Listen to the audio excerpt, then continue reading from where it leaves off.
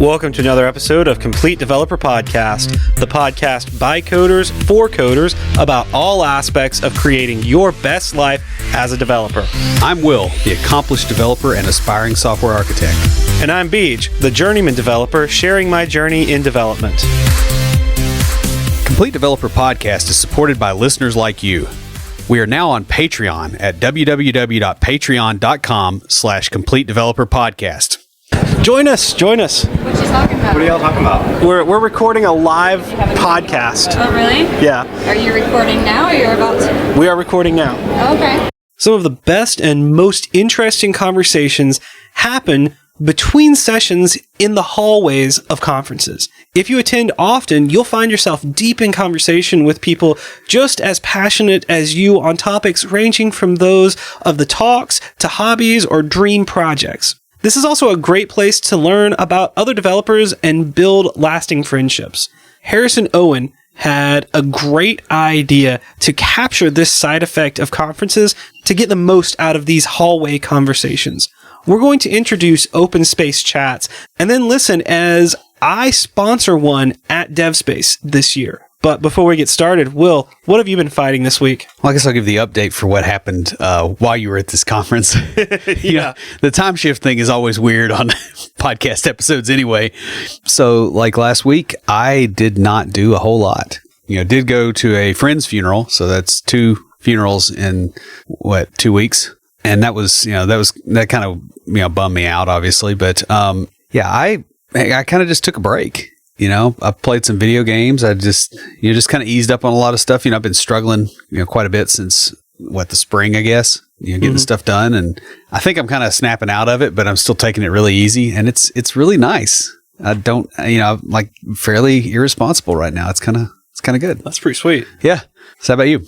Well, I spoke at DevSpace and ran 2 open space sessions. The conference was a lot of fun, except for Friday night. Apparently, at lunch on Friday, I ate something with onions in it. That and the party that was at the hotel downstairs was playing their music so loud that I could sing along and not hear my own voice. Did you get into old man mode? Did you call them and go, "Listen, Sonny, turn that rock and roll down"? I waited till midnight, but literally I was on the 5th floor and this party was out on the patio and I could hear the music. Oh, yeah, because I remember that in that hotel. Yeah. So I waited till midnight and I called them. They're like, yeah, security's over there. We've had a lot of calls complaining about it. I'm like, and I talked to some of the other conference attendees because it wasn't our group that was doing it. They said that they had come back from eating dinner and were going to just hang out in the bar patio area. And they couldn't. They couldn't because they're like, it was just distortion. Like you couldn't tell what they were playing. I'm like, y'all should have come up to my room because I could hear it perfectly fine. Yeah. Not that would be weird. Hey, come hang out in my room and listen to the party downstairs. Yeah. Okay. Also, while I was at DevSpace, I learned about a new conference down in Huntsville coming up next May called We Rock It. It'll be May 3rd and 4th next year, 2019, for those of you possibly listening to this in the far future. If you're interested in speaking, this will be a great place to get started. I've submitted a few talks already. The call for speakers will be open until the middle of November, so this episode should come out about a week or 2 before that ends. So you've got a little bit of time to put together a proposal and get it out there. Since I was at DevSpace and we're talking about open spaces, I found an ecosystem called Space for IoTs.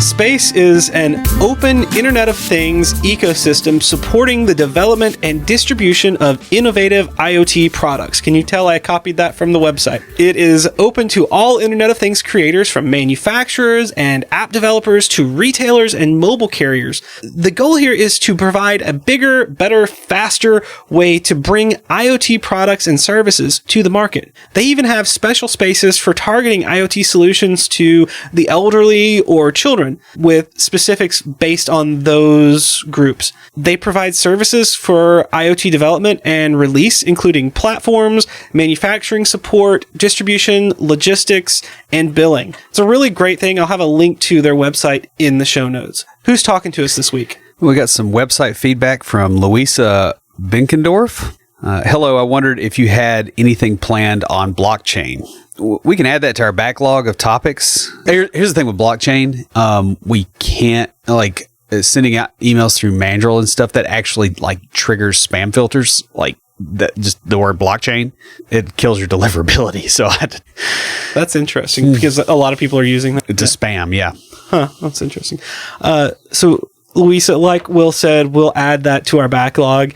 If you have a specific area that you'd like us to cover, include that with your contact information when you send an email to neckbeards@completedeveloperpodcast.com, because we've got a Complete Developer water bottle just for you. Guys, if you'd like your very own Complete Developer water bottle, leave us a review in iTunes or comment on the website or any of our social media. We post all of our episodes to Facebook, LinkedIn, Twitter, and Google+. We're also on Instagram and Tumblr. Check us out each week on Facebook and Twitter Live, where we talk about what's going on in the tech world and answer listener questions. Or you could join the conversation anytime via Slack by going to slack.completedevelopernetwork.com. Open space technology is a method of organizing meetings and conferences. It is a participation-driven meeting where the agenda is created by those in attendance. The idea came about from an Episcopal priest and civil rights activist named Harrison Owen in the 1980s. These meetings are self-organizing. While the sponsor selects a topic and keeps the conversation on topic, the conversation is emergent and may address many areas around the topic of conversation, or may focus on a particular area depending on the people in attendance and the flow of conversation. So at DevSpace, there were 3 areas set aside for open spaces each session. The same thing they had last year. Not all of the spaces and sessions filled up. Some were added throughout the conference. Like I said earlier, I hosted 2 sessions, one on Lunch and Learns, and the other was sort of an open conversation where we ended up talking about conference attendance and how to inspire other people to attend. We talked a little bit about the 9-to-5 dark matter developers, but it was sort of about how can we take what we're getting here and show the people we work with that don't go to conferences all the benefit of it. It's really interesting. You guys are going to get to hear that conversation. Now, throughout the session, some people joined and some left. So the people that are introducing themselves at the beginning were not the only ones participating. We had people join, and some of the people that were there at the beginning had to get up and leave. So it really was like a conversation where people come and go. The group is full of speakers, sponsors, and regular conference attendees. It was really a great mix of people and captured kind of the heart of what an open space is. So we're going to stop talking and let you guys listen to it. Hey guys, I am here at DevSpace. We are in the open spaces, which is this really neat sort of hallway conversation chats that people get to pick when they're here. You can post it up on the board with the time and which session. So we have 6 people here with us that we're just going to go around. We'll start off just going around everybody, introduce yourself, talk about what you do, and anything interesting or special that you want to announce or talk about. I'm Daniel Oliver. I'm a senior software engineer at Radio Systems Corporation of Knoxville, Tennessee. I'm a Microsoft MVP, and I tie together enterprise systems, and I just have the general title, Make It Work, for Oracle eBusiness Suite, Salesforce, C#, Java, and whatever the heck else is in there. It's all archaeology. Hello, my name is Todd Merritt. I'm a senior software engineer using mostly Microsoft Stack, and I'm based out of Nashville. My name is Amy Eskridge. My Twitter handle is Amy C. Eskridge. That's ESKRIDGE. I'm president and CEO at Holocron Engineering. We do quantum gravity stuff. And then I'm also president and co-founder of the Institute for Exotic Science, and we do weird science stuff, including the aforementioned quantum gravity. And this is one of my co-founders right here next to me, actually. Hey, I'm Nathan. I'm one of the co-founders of the Institute. I am one of Amy's business partners, and we've been working on several projects ranging from privacy and cryptology all the way down to exotic physics and science.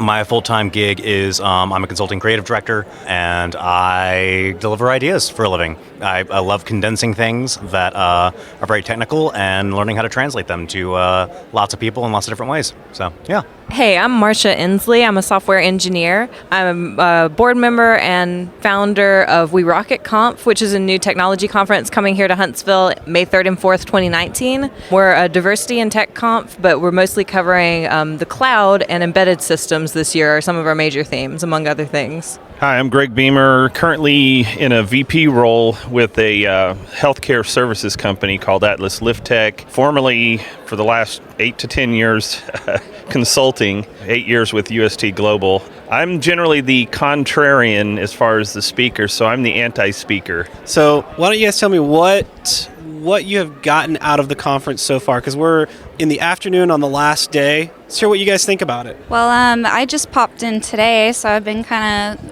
wandering around, socializing a little bit. I'm not a coder myself, but I work with a lot of coders. I always need software written for something or other, so I'm here kind of just to meet people, and I think it's been a good crowd this year. I mean, this is my first year, but it's been a really good crowd so far. There's a lot of people from out of town, good diversity of different skill sets, so it's been interesting. I was say one of the things I've really liked is that when picking topics for the conference, they picked a lot of diverse topics. So I've been to some very technical talks. I went to one on interviewing the other day, and that was really interesting. So just like there's a good range. For me, it's just been a lot of great conversations with different people that I would have normally never met. I actually met someone that lives in Nashville. We do this. We work in a similar industry. Just I would have never met him because of the conference. It's one of the reasons why I actually like going to them. So, along with that, just meeting people's the best thing. Stayed in the hotel across the walkway, and so past 2 nights have been nothing but just sitting down the lobby and talking to people. Then I also saw a topic yesterday, a talk about code reviews and about not caring about the tech stack, but about just the phrasing of whoever's doing the code review, not blaming the code, taking ownership of the code, and being kind to people, having empathy. And they worked hard on that, and to just respect them. I would say the most exciting thing that I've seen this year is people are not only talking about what they're excited about a specific technology, but they're saying, how do we reach out to the community? How do we get others excited? How do we reach people at our jobs and then into the non-technical world and spread the word about that? That's interesting, because we were having a conversation just a couple hours ago about that. You were there sitting with us at another open space where we were talking about lunch and learns and how to get people excited in our workspace, because where I'm at, there's 2 or 3 of us that go to conferences, and that's about it. Everybody else has kind of their own other stuff going on. So what do you guys think? How do you guys get people excited and involved in beyond just the 9 to 5 development? Well, that's a big problem that we have, I think, in the industry, is that we've got a lot of people who have a job in development. It's not a career. I see 3 levels, and I've stolen this from somebody. I don't remember who the author is, but there's job, career, and calling. And you move into the career thinking when you start thinking about longer-term picture, and you start moving from a tactician into strategy. And generally, that's the point in time when you start going to conferences. So the people who don't go to conferences, don't show up for the lunch and learns and all of these types of things, are cheating themselves. When I moved into this and I finally decided what I wanted to be when I grew up, and it was Al Gore inventing the internet, so it was an exciting time, but I finally said I need to learn. And back then I didn't have the great internet that we have today, so I was spending around $2,000 to $3,000 in books a year, and people would sit here and say, you're paying $50 a book. Is that book really worth $50? Well, if you get one idea, that may be worth thousands of dollars to you because it advances you above the rest of the field. And so people who are sitting here saying, I won't spend $100, $150, $200 to go to a regional conference, are just cheating themselves. One thing we've actually done at the company I work with is, instead of lunch and learns, we do open spaces where the company would bring in food, and we'd block off 2 hours. We'd bring the programmers, the database developers, and network engineers, and we just talk about things we're passionate about as far as technology. I mean, you might be a C# developer, but you might love Ruby on Rails. There's a good chance there's someone else in that group that's going to love Ruby on Rails. So it's finding things that we can all talk about or make connections which help us grow as developers as well as grow in the company that we have, because you're all working, you're building relationships and you're growing together. So, Greg, back to what you were saying about those people who don't think it's a good investment of time or money to spend, $100 or so to come to a regional conference, or why would you participate in lunch and learns? Why would you participate in a local user group? That's your time. Why would you waste it doing more work? I mean, yeah, I think that calls back a little bit to what you were talking about with job, career, and calling. Also, you get this mindset, at least in my experience, when you talk to these people about, you can learn things, you can be exposed to new technology, particularly the way the internet is right now. People come back and say, just get the videos after the fact. Watch the sessions later. If you're that interested in it, it's free. Before I wandered over here, I was just talking to somebody about the notion of hallway track and the connections that you make with the people after the talks, at the open spaces, people that you will run into at a conference who a couple of years later you might hire, or who might hire you, or might connect you with your dream job. I think that human dimension is something that I personally could do a much better job selling, and we as the community could find a spin that would get those, forgive the term, dark matter devs who do the stuff from 9 to 5 and then go home, that might really get them engaged. If we could somehow share, look at how awesome my life is because I get to do this and I've learned these things and I've been able to grow in ways that 3 to 5 years ago you could never have told me. And it's because I ran into a guy and talked for an hour in the hall, or talked to somebody after a talk and he said, oh, you should meet this other guy who does this. And now my career shifted because of that. This is Amy. So at the Institute for Exotic Science, we do a lot of things that have never been done before. And in order to do that, you really have to have the right team. And in order to have the right team, you have to meet just a ton of people to find the best at what you need, at the skill sets that you need. And the more conferences you go to, the more people that you meet, the better talent pool you're going to have. So that's a really big motivation for me to come to conferences. I've met a lot of people. I went to a propulsion conference a couple weeks ago, and I met people whose papers I had been reading for the past 18 months or so. And so I got to ask them very specific questions about their papers. And so that was something that I would not have been able to do if I had stayed home. So with that, a lot of developers I see, they go do their 9 to 5 job, they do their work, they go home to their families. But I live in Knoxville, Tennessee, which is East Tennessee. It's just on the border of the Appalachian Mountains. And so it's a very conservative market, because I also lived in Nashville, Tennessee for a while. That's much less conservative. And the thing is that most of these companies I see, they want their developer to do one thing, do it well, and it's the same thing they've done for the past 15 years. And they don't necessarily encourage or even want their developers to go to conferences and connect with other people, or really recognize that they have increased value. And part of that conservative thing is my parents worked at the same company for years and years and years, as did most of the East Tennessee people. Just go get a job, work it 20, 30 years, and that's the job. And if you leave even any sooner than 10 years, you're a job hopper.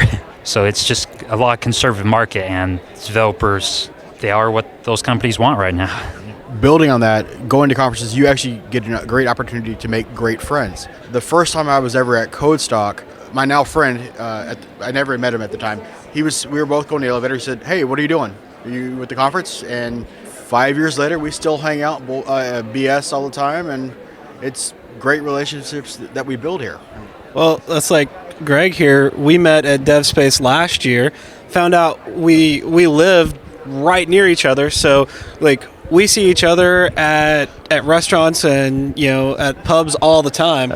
Microbrewery, yeah, right down from where we both live. So it's actually Tailgate is getting big enough that I think they're heading into that macro brewery to a certain of the micros. Yeah. Well, I wanted to add something to this. So we're currently, with the company I'm with, I'm the only real tech person. We've got a person that understands some networking, and so I've been brought into all these conversations. I'm trying to steer them, but they're a little gun shy. So it's taken them a while to actually start moving forward on getting the team, because they want to make sure they have the right mix, which that's perfectly understandable. But when I started putting things together, we're working with a company now, and the problem we have in the industry is recruiters are looking at tchotchkes because everybody else is looking at tchotchkes. And so you start looking at, do you have this, and this? And literally the recruiter is going to see he's going to start with the people with the most check marks, especially if they are willing to work cheaper than everybody else, and those become the first range of candidates. And what's really more important, especially as you get into your leads, and it would be nice to have everybody, is passion, the ability to strategize, understanding that testing is not just a test, it's about acceptability to your users. Things like your users shouldn't be catching your errors on the app. If your users are catching the error on any sort of regular basis, you don't have a good process. And all of those things to me are more important because I can teach you syntax. Now, if I want somebody short term to come in and solve a problem, like, oh, we've got a problem in SQL Server, we need to move data from one to another, I may run and grab somebody who's an integration expert, SSIS or something along that lines, and I'm looking for that particular skill. But for long term, I want people that are going to blend together in a team and understand proper methodologies. And the bad thing about it is we've been talking about these things in conferences for years, and yet you go into from small businesses all the way up to Fortune 50 companies, and a lot of the code, frankly, sucks. Yeah, that's something that I've not only seen, but I've heard a lot of other people complain about too. Yeah, I think one of the benefits of meeting strangers, kind of haphazard bumping into other humanity, is the benefit of seeing what your interests are. So you start chatting with somebody. We were just over here at this little B section right behind us. Had to do with microprocessors. We're interested in hardware. In the process, we ended up chatting with someone who was putting together a mesh network for his father or grandfather's warehouse. Where we were like, oh yeah, Zigbee radio protocol. Check that out, right? And he was like, what's that? And had we not bumped into him, maybe a solution was not available. And it wasn't like we bumped into him and said, all right, let's screw whoever you're working with and start our own thing, right? It was more so you learned in a very short amount of time, having talked to that person, that there was something they could get from you could get from them. And rather than it be transactional, it's kind of a boost in morale. Whenever I meet someone and they provide something to me and I just met them, right? Like, oh, wow, I didn't know that. I feel good about my skill set, and that passion that you're talking about of feeling imbued with a desire to do the thing that you really think you ought to be doing. It's really great to go to a conference and even get that. When Amy and I met, we were both out at Google Fibers here in Huntsville. That a big Google Fiber get together, and everyone's like, "Is it Google Fiber going to come to my house?" And they're very simple questions. And I raised my hand. And I was like, "So what are the privacy concerns about Google Fiber? You being an ISP and a data analytics company and blah blah blah." And the person got on the microphone and was like, "Yeah, you're going to have to call 1-800. Thank you." And I was just like, that was not an answer to my question. They just kind of brushed me off. Amy took a beeline for me, and she was like, privacy, let's talk about that. And had I not just kind of haphazardly put myself out there, we would never have gotten connected and worked on the things that we were passionate about. So, yeah. I think that's part of the vulnerability that comes with being a developer and meeting other developers, is that you're constantly saying, this is tripping me up. Do you know anyone that deals with this on a regular basis? You treat the entire development community as we treat it as our knowledge bank. We trust each other to know someone that knows someone and get those connections, but that constantly requires you personally to go out and put your pain points out there and say, hey, I'm concerned about security with this and that, and meet like-minded people. It's interesting you say that, because my former boss used to joke that my mentor was her unpaid senior developer.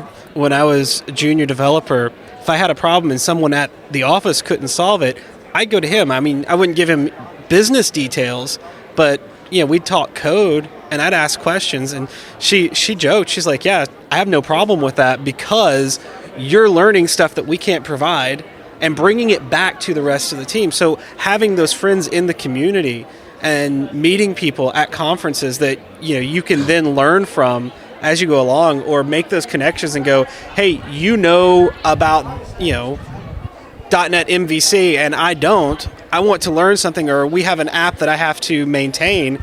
Can you help me? That kind of stuff. So how do you get people that maybe don't normally go to conferences? How do you convince them to go? Because, I feel like we're preaching to the choir a little bit here, because we're all at a conference and we all recognize the benefit of that. So how do we get people who are not at conferences to go to them? This is Todd. Basically by showing the passion and the things that you learn, telling about the experiences, the connections you build, and get them excited, so they actually want to ask their manager, say, hey, can I take a day to go to this conference, or go to this meetup or things like that. You have to lead by example, from my experience. Yeah, Nate here from the Institute. So one of the things, I'm connected to the Institute, but I have a consultancy I do at letsmakestufftogether.com. I happened to meet one of the organizers, Jonathan, and he was like, man, we could really use a poster. And I said, well, for what? And he said, for this DevSpace conference. And I was like, there's a developer conference in Huntsville? I had no clue, right? And when he told me about how cool the conference was, about how engaged a lot of the regular attendees were, how far some people travel to get here, I was like, what a great sounding conference. I will totally make a poster for you for free. And his enthusiasm, just meeting someone who was a conference goer, right? It's infectious. And I invited Amy. Amy is not a programmer. I'm not a programmer. But I wanted to be involved because I cared about it. I felt that passion. And Amy and I wanted to come here because it seemed like this was a really cool community to be a part of.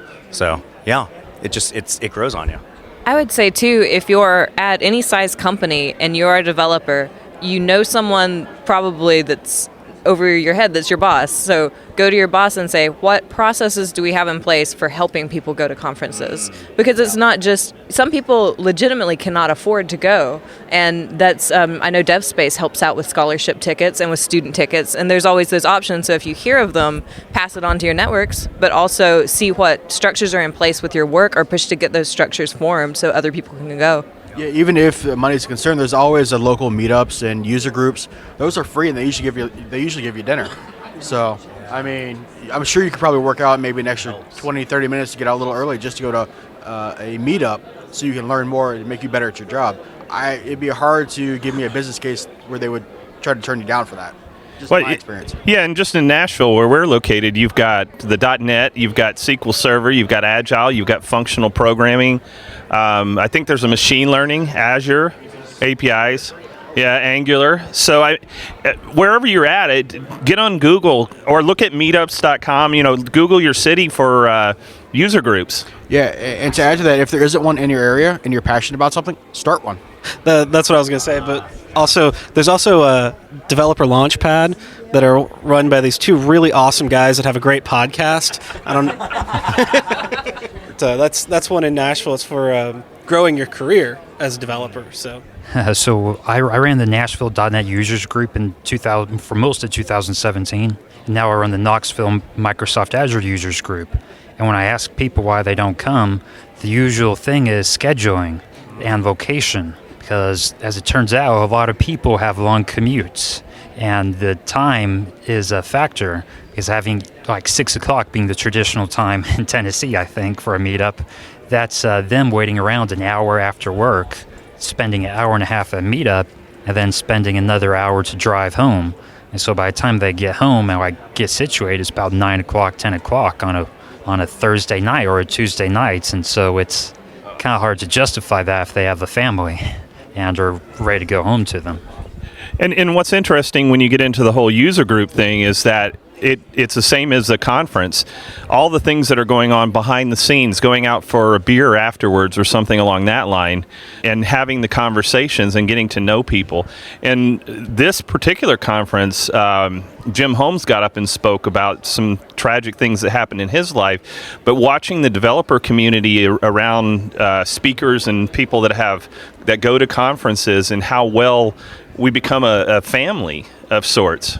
That's really interesting because I had a conversation yesterday. It's a hallway conversation, and she was telling me about how when she went through some rough times that the other developers that she met at conferences really came together and just provided a great support group and friendship and just people being there for her. And I'm like, yeah, I've felt that in the community, going to conferences, going to meetups, and meeting people like that. You meet some really awesome people. And not only that, you solve problems sometimes. I came here, we were talking to a company that specializes in AWS, but they're more in the DevOps space, and they couldn't give us a guarantee as far as helping us get back into some instances that we didn't have the password. We have all the admin stuff, but we don't have the passwords to the machine. And looking at the articles, I could do it myself. And if they're not going to say, yes, we really know this, but just walking around here, I've already got somebody who is willing to throw a few hours in for free, sit down with me, run through it, and if it doesn't work, and it basically said, you just buy me a beer, I'm more than happy to get him paid for it. But those are the types of things. And I think each and every single one of us, provided that we're not going to take up all of our time and end up in the poorhouse, are willing to help each other out. To Greg's point, this is Brandon. I think another big selling point, or a way that you can really get people on board with this idea of community engagement in whatever capacity, is just sort of being really transparent and authentic about those things, like a group of friends coming together to support somebody who's having a rough time, finding a solution to something that you're struggling with. Personally, in my experience, I don't always come back from a conference or come back from a user group with something that I hit the ground running on Monday and I fixed this problem I've been struggling with and it's magic. But that has happened. And I will sit down, I will knock something out in an hour or two as a direct result of a session that I've sat in, or a direct result of one of those hour-long hallway conversations. And people will look at me and be really impressed and say, "You're a wizard. How did you do the thing?" And I say, "Oh, I picked that up over the weekend at this conference." Or, somebody explained this to me, and I will mention who it was or mention the context, and it will be someone who in our community or who in tech is kind of programmer famous. We're not talking household name, we're not talking Keanu Reeves, but in our space, kind of Keanu Reeves. And you mentioned, I had a drink with him and he explained this thing to me, and like, how do you know that guy? Spoke at the same conference. And even those stories about we were out having drinks and we had such a good time because this and this and this, you come back more energized, I think, from these events. I've compared them to like Nerd Christmas or summer camp for dorks. It really is, yeah. And the thing is, you don't even have to be a speaker to be able to meet some of the big names, or to have those, oh yeah, I went and had drinks with this, programmer famous. I love that term. I'm going to use that from now on. Yeah, and actually, it's a funny story. My first conference I ever went to, my first real engagement with the community, I came up in the very late 90s, very early 2000s in the Midwest.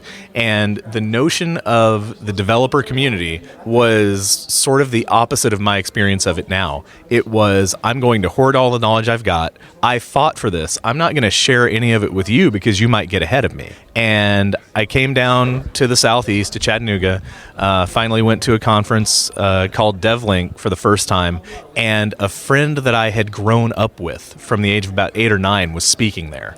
She's programmer famous. She speaks internationally. She's really impressive in that space. And through her, I met all of these different speakers and spent basically the entire time hanging out with the cool kids. And every so often somebody looked at me, "Oh, so what are you speaking on?" "I'm just attending." I said, "Oh, you should really speak on this, this, or this. You've been going on about this for hours." And as an indirect result of that, I'm now helping to organize a user group, helping to organize a conference, doing some speaking. There are measurable ways in which my life is much better as a result of that. And anybody who comes up to me and says, "Oh, you know all these people, you do all these things, that's really neat. How did you get into it?" I showed up at a conference once. So I think that is a really useful story to tell that you can tell authentically very easily. It gets really interesting because as you go to these conferences, you're talking about developer famous, so you start to realize that people like Hanselman and Guthrie are not unapproachable. And they will talk to anybody, and they will sit down and have a beer with anybody, and have a very, not just necessarily a .NET, but you can actually get to know these people. And I have found, I was formerly an MVP, and I found that through some of the people that I had reached in there, that I can still send them an email, and they will send me back. But it's not because I'm special. It's not because I know them necessarily. They actually answer their emails to people that are asking, valid questions. They're not going to waste their time on maybe something personal if they don't know you personally, but you can ask a lot of these people from Microsoft problems that you're having. And when I was consulting, we had a client that wanted something specific out of what's now Azure DevOps, and I got back answers from the team of exactly what they were doing, what was going to be delayed. And so I was able to sit there and say, for what you need, you're probably about a year off. The other thing I like about these conferences is not only the tech stack and help with technical things, but you can go to people and say, hey, is this thing happening at my job? Is that normal? Do most people experience this? And people will say, oh no, or they'll say, yeah, that's pretty okay. Yeah, things sort of like what to expect, especially if you're just coming into the tech space or if you're starting a second career with it, is really helpful to get that feedback from people who have been in their careers longer. Yeah. Conversation that Brandon and I were having earlier today, I was telling him about some of the things that we're doing that I'm excited about, and his responses to that of, that's really awesome that you have a boss that's into that or that you get to do that, kind of validated what we're doing. Or coming to a conference and, going, man, this is so frustrating, and having 3 or 4 other people say, yeah, we do that and it is so frustrating, and just like having that kind of catharsis there. Just curious, because I know most of us have been going to conferences for at least for a while. Have you guys ever experienced? Do you guys get the feeling of like a conference high when you guys are here? The excitement, and then the unfortunate crash on Monday when you have to go to work? Completely so. It's as Brandon says, it's a good summer camp for all the cool kids. So I'm going to touch on a couple of things that everybody said in the past couple of minutes. To your point, I think about meeting people where they are, not just technically, but here's where I'm in my career. Here are some things that I'm dealing with or things that I'm working through. Have you run into this? How do you deal with it? And talking to people at different points in their career. Some years ago, and I cannot tell you how long ago this was, I was at Music City Code in Nashville, and there was a session on, I'm trying to be mindful and not call them soft skills, professional skills, talking about how to deal with a work environment that is not ideal and the way that you can motor through. And there were a lot of parallels, I think, to Ender's Game, where he sort of becomes his own hero because he realizes nobody is coming to help him, particularly early on when everybody's targeting him. And in this session, I asked some questions and sort of painted myself as the villain or the guy that nobody wants to work with. As a result, at the after party, I ended up sitting and talking to somebody who was a little bit earlier in his career, who was in kind of an environment very much like one that I had been in. And I got to share with him a lot of the perspectives of, I'm in a great place now. I'm doing something that I love, and I grew kind of from that pain. Here's how I survived it. And years later, I think yesterday, he kind of shared with me that might have been a little bit helpful to him at the time, which was kind of cool. Brandon's being modest. He's protecting my identity. He helped me out 2.5 years ago. That was 2000 and I think it was 16. It's either 15 or 16.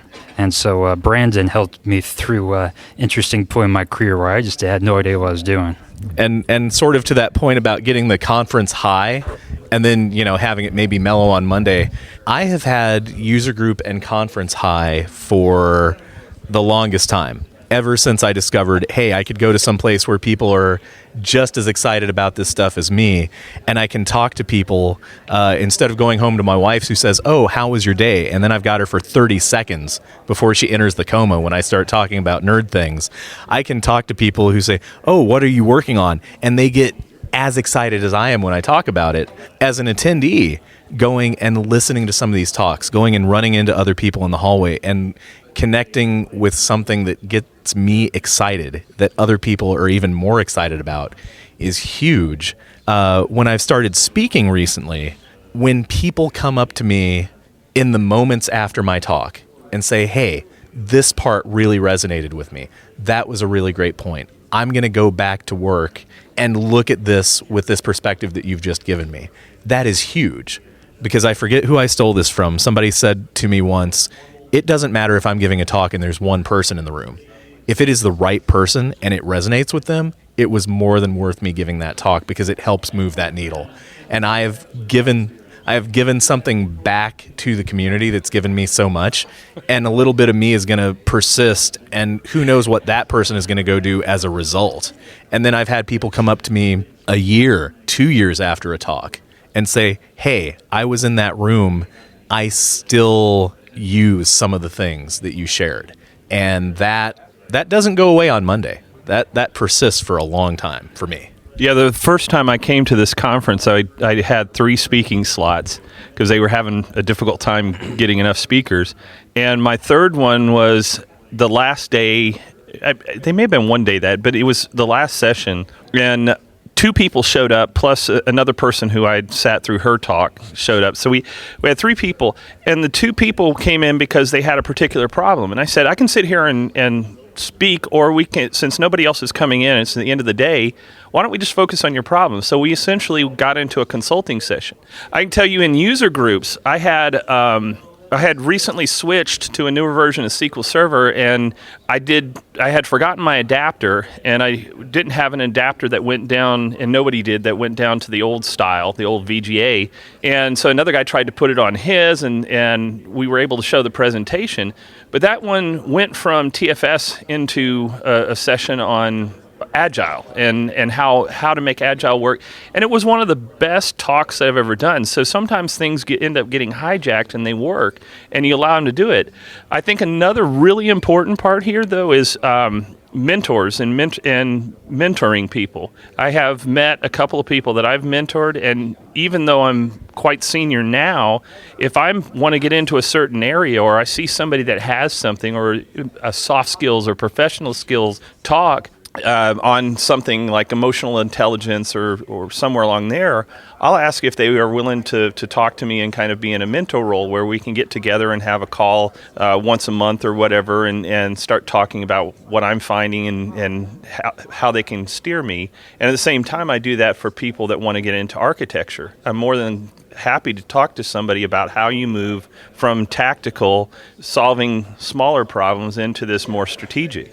So I want to hit on a couple of things because you guys reminded me of something that Todd said a little bit earlier about if you don't have a group in your area, start one, and then if you only can help, like helping one person is worth it. And I'm sure Chang, having come to several of the developer launchpads where we only had a handful of people there, can back me up on this. But even when we started, and I've mentored other people starting groups on this, you keep doing it because you'll have those people who come on a regular basis, and you may have 1 or 2 people show up at an event, and those 1 or 2 people are going to get more out of that event than if 30 people had shown up.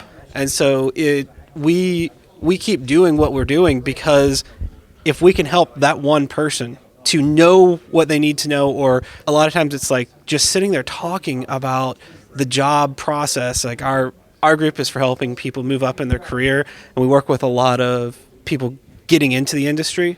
So if just sitting there talking to them about, all right, this is what to expect in an interview, or answering their questions, that can be more to someone than having a speaker come and talk to our group. So basically, you're trying to focus on quality over quantity of people. Right. Yeah. And sometimes you have both. Sometimes you have a lot of people and you try to give them the best quality you can. We've had meetings where we had up to about 50 people show up, and it was wearing to try to give everybody the quality that we want to provide to our group. So touching on the mentoring that you mentioned a little bit, I can point to probably a handful of unofficial or occasional mentors that I've had as a result of being engaged in the community, as a result of showing up to some of these conferences, people who I still consider friends that I'm still in pretty close contact with and mostly see at Nerd Summer Camp several times a year, who I have learned invaluable things from, incredible perspectives that I don't think I could have ever paid for. There's no way that you're going to go take a formal class and pick up some of these things from these people.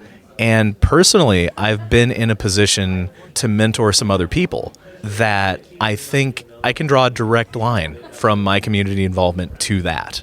See, one of my favorite things about conferences is the night before, when everybody's like showing up. Now that I've got, now that I've gotten involved with the speakers, it's like going to the speaker dinner, but just like the night before, when everybody shows up and you're seeing friends that you've met at conferences or other conferences, and you're going catching up with them. And I'm very social, so I like that. But that's like always one of my favorite parts about it is just running into my friends and talking to them and catching up with them. One thing too, we always have to keep in mind, mentoring can happen from anywhere, can come from anyone. Whether you're a junior developer talking to a senior or a senior talking to a junior, we all have different perspectives. We've all worked within different contexts. We can all grow from each other. It doesn't matter where the solution comes from or the ideas. It's just you have to be open. I've always tried to keep that in mind when I was a junior developer going up. As well as now I'm a senior and trying to mentor other people, you have to be willing to you have to be open and be willing to listen. Either way, it's a two-way street. Oh yeah, I have been told by my mentor that he purposely pointed me at things that he wanted to learn but didn't have time to. So he's like, "Why don't you go learn this and then come tell me about it?" And that was so he could get an overview and decide if he wanted to dive deeper. Delegation of learning. I'm going to steal that. And to the point that Todd just made, mentoring can go in any direction. The person who asked me a little over a year ago if I would formally mentor them was under the impression that I had a lot that I could teach them, and that was so amusing to me. I don't think they realize how lopsided that relationship was with respect to the learning, because I feel like I took so much more away from it than I could have possibly given them. And I've been in very, very, I guess, flash mob mentoring relationships where it was one lesson. It was over the span of maybe a month. And there was never a discussion, oh, well, will you mentor me? I just inadvertently picked up amazing things. So that can go either way. And it should be rewarding to both parties. And I've heard from other people in other fields that have kind of a different approach to mentoring that it doesn't seem to flow as easily for non-developers outside of this sort of community, from everything I've heard. And I'm not sure why that is. I don't know if it's a lack of engagement or excitement, or if there's something specific to Nerd Summer Camp that makes that happen. But we I think, are spoiled for choice with all the knowledge and opportunities that we get. I think you nailed it earlier when you said when you go home and talk to your wife, she's like, oh, okay, well, whatever. But when you're here, we're like, yeah, what? Tell us more. Like when you get in that mentor situation, you're basically telling someone, hey, why don't you tell me about what you're nerdy about? Like, you're really excited about this tech stack. Let me hear about it. And, I don't know anyone on the planet that isn't excited to talk about something they're interested in, with someone that really would like to learn it.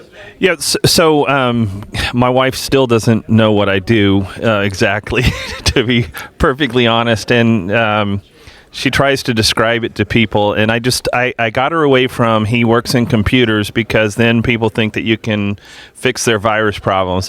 One thing that's interesting to me is seeing the shift, because it used to be, we still have a lot in conferences of the latest greatest thing, and you'll have a bunch of talks on whatever, like serverless is one of the big talks here, but a lot more of the conferences are getting balanced, and we're starting to get a little bit more into that soft skills or professional skills, as Brandon called it, where you're dealing with the things that really are more important, because once you learn a syntax, you can switch to another syntax. Now, sometimes you have to make a paradigm shift, like going from old classic COM and ASP in the Microsoft world to ASP.NET, and then once again in MVC, because even though ASP.NET technically is Model View Controller, it didn't explicitly call it out. But you also learn that technology doesn't save process and human problems. You still have those problems. And so these soft skills become very important. And ultimately, to me, if you want to move up, you've ultimately got to start looking at bigger pictures. So you move from what's the best algorithm for X, into more of seeing the forest rather than just the individual tree you're working on. And that's the point in time that your career moves on.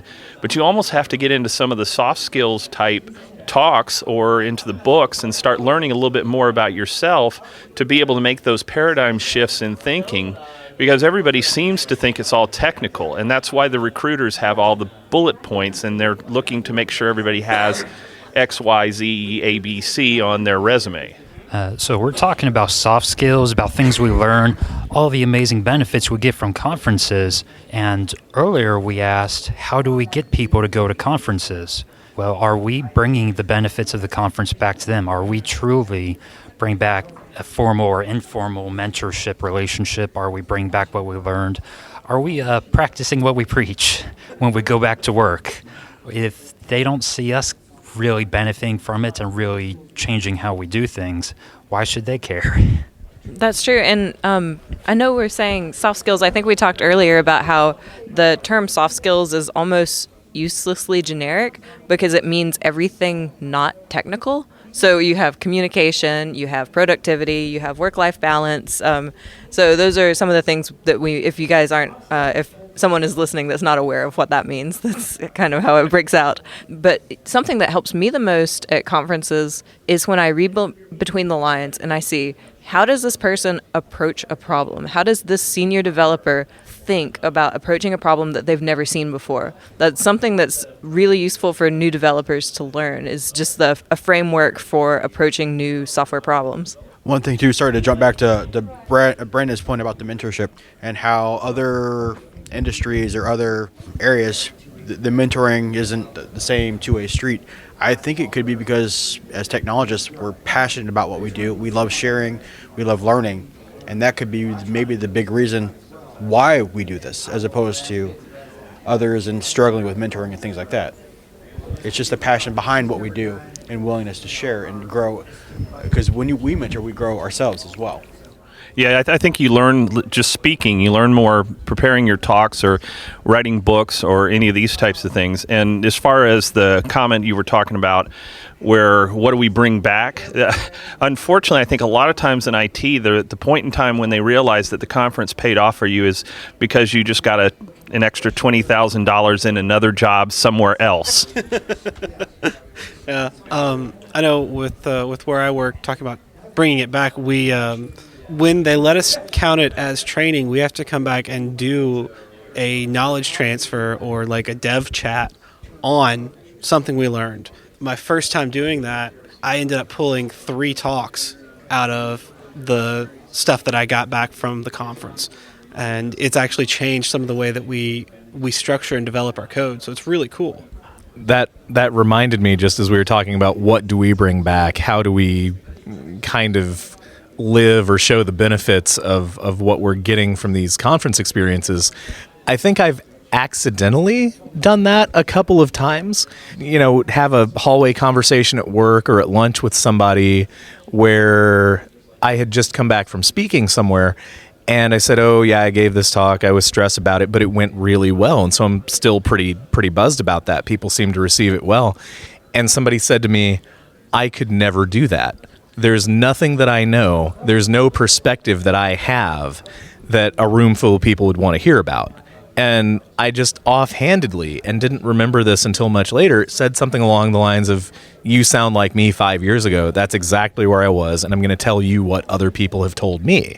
You know, whatever you're excited about, whatever you're really interested in, it's going to be somebody's first time hearing about it. Somebody's been working on it and doesn't have the approach that you do or the perspective that you do. That's going to be useful to someone. A year later, he was in a different job. The guy comes back to me and says, yeah, so I've spoken at 3 different places and I'm going somewhere else in a month to speak on this. And I blame that on you. It was less intentional and more conversational of, oh yeah, I went through that too. And then he comes back and there you have it. So Yeah, to add to that, one of the first conferences I went to was CodeStock, probably about 4 or 5 years ago. I was sitting in a talk by, I believe his name is Leon Gershing, Ruby Buddha on Twitter. He talked about putting yourself out there and be willing to fail. Fail fast, but be willing to fail, because when you fail, you learn from it and you can move forward and you grow the most by failure. I mean, if you succeed, what have you really learned? You haven't really learned much. But if you go back and look at your failures and see where you've grown and how you've grown, you can, the sky's the limit. I mean, you have to be willing to put yourself out there. That's one reason, because of that talk right there, is one reason why I actually started. I've done some teaching at the college level as well as I've started speaking recently. Yeah, that idea of putting yourself out there, again, I don't remember who I stole this from, but I picked up this idea years ago of learning out loud. So, when you're blogging, when you're working on open source anything, when you're going to conferences, you're out there, being vulnerable. I think you mentioned a little bit of that vulnerability earlier. You're showing that you're a work in progress. You're still learning this stuff. I can't tell you how many sessions I've sat in where someone has opened up, done the intro, and said, I'm not an expert in this. I don't do this all day long, but I'm really excited about this, and this is really cool. And that I think helps make everything more accessible, makes the attendees or the people just coming into the community feel like that could be me. I'm really excited about some stuff. I'm still learning things. Nobody cares. This was still a really great talk. So I think there's a lot of value in that and not trying to be perfect out of the gate. Because the people that we see as perfect, who are programmer famous, who are super impressive to us, are also a work in progress. We have to remember they didn't get that way overnight. There's a long journey for that. Exactly. Somebody once said to me, this overnight success that I had with this project or with this company, it only took me like 5 years. Yeah, I've had several conversations with people talking about how they see other people and they think, oh, well, they're just successful. It's like, no, you don't see the work behind it, the work involved, until you try to become that. I always like watching sports just because, for example, in basketball, I'm thinking about like Kobe Bryant. I think once someone quoted like something like, I missed 10 shots, I'll just take the next shot.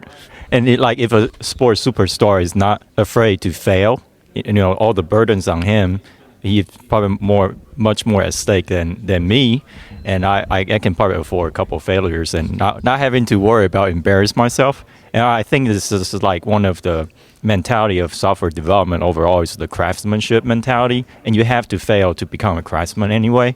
Like if you are a baseball player, you got to take a lot of swings where just tons of strikeouts before you eventually become good.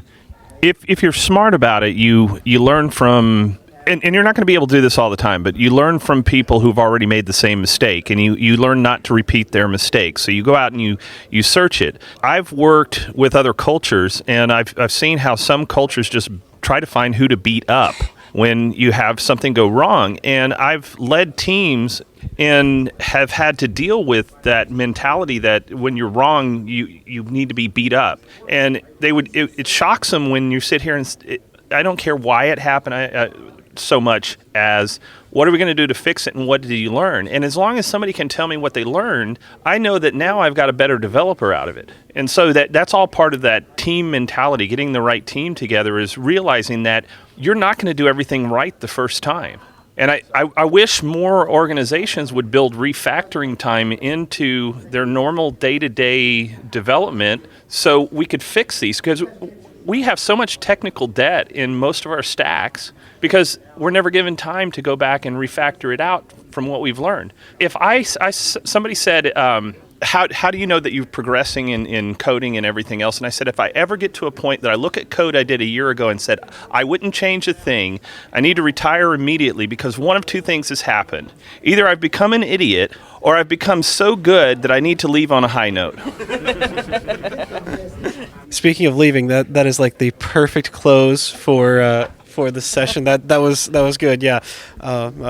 What is it from Highlander? The Kurgan says it's better to burn out than fade away. So we're going to burn out right here. I want to thank you guys for coming and joining us in this little experiment. Open spaces are a way for conferences to add more value and specifically address the interests of the attendees more so than just what's chosen by the speakers. Anyone can sponsor a session, and topics don't have to be around technology. As we mentioned earlier, at DevSpace, there were sessions about martial arts, foster parenting, and of course, a very popular one, beer. Both crafting it and drinking it and things like that. They're also a great way to meet other developers with similar interests. If you aren't comfortable as the center of attention, such as with speaking, but you have something that you want to talk about and share, hosting an open space can provide that in an informal, friendly manner. And that pretty much wraps us up. Before we close everything out, what do you have for us this week for Tricks of the Trade? Well, we talked about the kind of loose organization that an open space is, and that's good, right? Like you should be able to do that during the conference. That said, as far as like the rest of the conference stuff, you do need to plan ahead a little bit, particularly in regards to like things like your sleep, having enough money on you, having enough time, what things you're going to go to that are actually the formal things. And one thing I've learned to do too is plan ahead for dealing with the whole introvert hangover. Because, I get back from a conference and I don't want to talk to anybody for like 3 or 4 days. Obviously I don't need to be lined up to do something social right after I get back. If you got those tendencies, do plan ahead, be intelligent about this. Like, this is how you squeeze the value out is part of it is being not planning, planning ahead for stuff that is kind of open-ended and, free flowing, but plan ahead for the stuff that isn't. So that's all I got.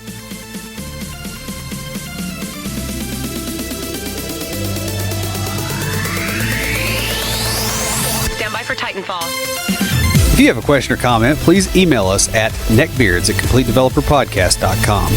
Our theme music is an excerpt from Stand By for Titanfall by Pure Bells, available on SoundCloud and licensed through Creative Commons. The intro music for IoTs is Hillbilly Hip Hop by Jason Belcher. For references, show notes, and to sign up for weekly emails with extra tips and insights, be sure to check out the website at CompleteDeveloperPodcast.com. You can also follow us on Twitter at CompleteDevPod and like our page on Facebook to keep up with news about the show. Catch us each week as we broadcast live, talking about what's going on in the tech world and answering listener questions. Learn more about all of our shows and groups by going to CompleteDeveloperNetwork.com, where you'll find links to Junior Developer Toolbox, Developer Launchpad, and our other communities. Thanks for listening. See you next time.